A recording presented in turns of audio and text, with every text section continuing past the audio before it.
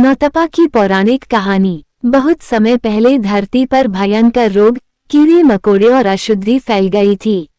लोग परेशान थे, फसलें खराब हो रही थीं और वातावरण दूषित हो चुका था। तब देवताओं ने सूर्य से प्रार्थना की कि वे पृथ्वी को शुद्ध करें। सूर्य देव ने कहा, मैं वर्ष में एक समय ऐसा बनाऊंगा जब मेरी किरणें सबसे तेज होंगी। उस समय धरती की अशुद्धियां समाप्त होंगी और आने वाली वर्षा ऋतु के लिए प्रकृति तैयार होगी।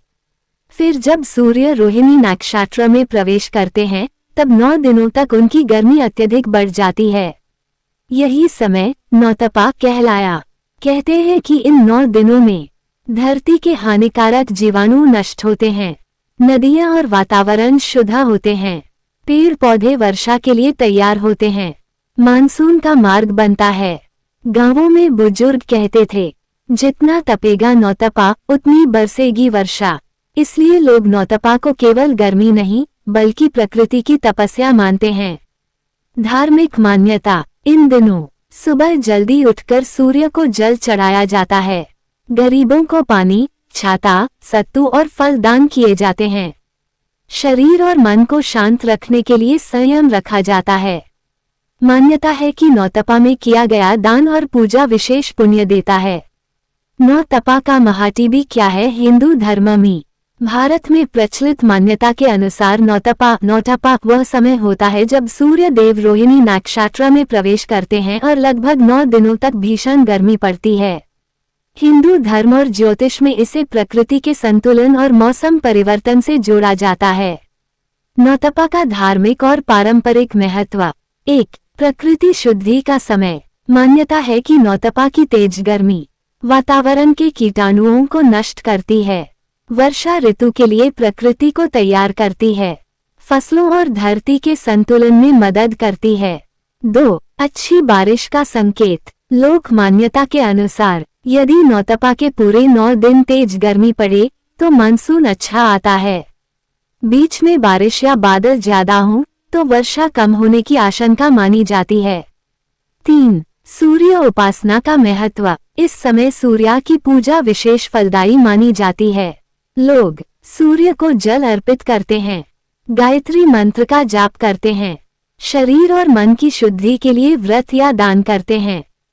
4. स्वास्थ्य और संयम। आयुर्वेद में नौतपा के दौरान ज्यादा पानी पीना, बेल, आम पना, सत्तू जैसे शीतल पी लेना, धूप से बचना, सात्विक भोजन करना उचित माना जाता है। ज्योतिषीय मान्यता। हिंदू ज्योतिष के अनुसार जब सूर्य रोहिणी नक्षत्र में रहते हैं तब पृथ्वी पर गर्मी का प्रभाव सबसे अधिक माना जाता है।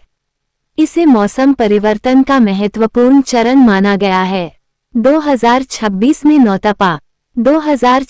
में नौतपा लगभग मई के अंतिम सप्ताह से शुरू होकर जून के शुरुआती दिनों तक माना जाएगा। हालांकि पंचांग के अनुसार तिथियों में थोड़ा अंतर हो सकता है। गिव मी मोर कहानी। नौतपा की पौराणिक कहानी। बहुत समय पहले धरती पर भयंकर रोग, कीड़े मकोड़े और अशुद्धि फैल गई थी। लोग परेशान थे, फसलें खराब हो रही थीं और वातावरण दूषित हो चुका था। तब देवताओं ने सूर्य से प्रार्थना की कि वे पृथ्वी को शुद्ध करें। सूर्य देव ने कहा, मैं वर्ष में एक समय ऐसा बनाऊंगा जब मेरी किरणें सबसे तेज होंगी। उस समय धरती की अशुद्धियां समाप्त होंगी और आने वाली वर्षा ऋतु के लिए प्रकृति तैयार होगी। फिर जब सूर्य रोहिणी नक्षत्र में प्रवेश करते हैं, तब 9 दिनों तक उनकी गर्मी अत्यधिक बढ़ जाती है। यही समय नौतपा कहलाया। कहते हैं कि इन 9 दिनों में धरती के हानिकारक जीवाणु नष्ट होते हैं, नदियां और वातावरण शुद्ध होते हैं, पेड़ पौधे वर्षा के लिए तैयार होते हैं, मानसून का मार्ग बनता है।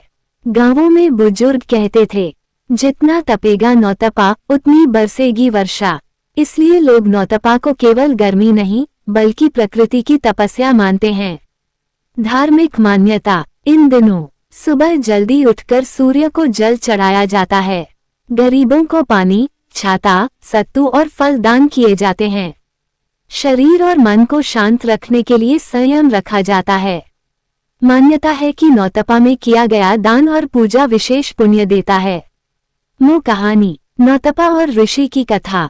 प्राचीन समय में एक गांव कई वर्षों से सूखे की मार झेल रहा था। खेत सूख चुके थे, कुएं खाली थे और लोग भगवान से वर्षा की प्रार्थना कर रहे थे। उस गांव के पास एक महान तपस्वी ऋषि रहते थे। लोगों ने उनसे पूछा, गुरुदेव, आखिर बारिश क्यों नहीं हो रही? ऋषि ने ध्यान लगाकर कहा, प्रकृति का संतुलन बिगड़ चुका है।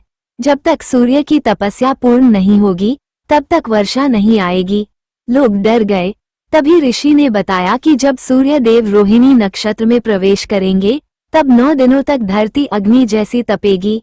वही समय नौतपा कहलाएगा।